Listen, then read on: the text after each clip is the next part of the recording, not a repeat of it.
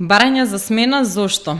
Па, веројатно треба да прашате тие кои што бараат смена, кои им се мотивите. Не знам, ова веќе во ЛДП ми е како дежаву. Зошто се сомневате дека можеби за сето ова стои Јас Горан кажав, Милевски? не сакам да верувам, иако до мене допират информации, ги гледам структурите на луѓето, не сакам да верувам дека тоа е така и никогаш не комуницирам со Милевски за одредени партиски случања, бидејќи сите знаете, тоа се коси со законот за надворешна политика, односно за дипломатија.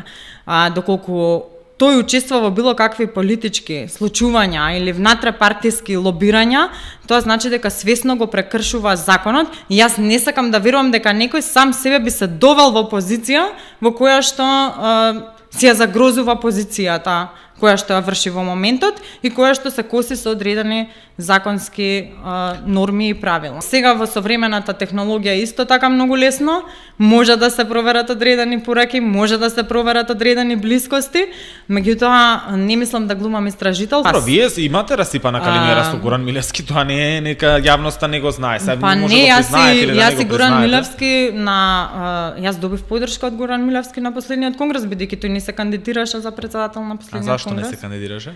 Па си беше во постапка за да биде амбасадор.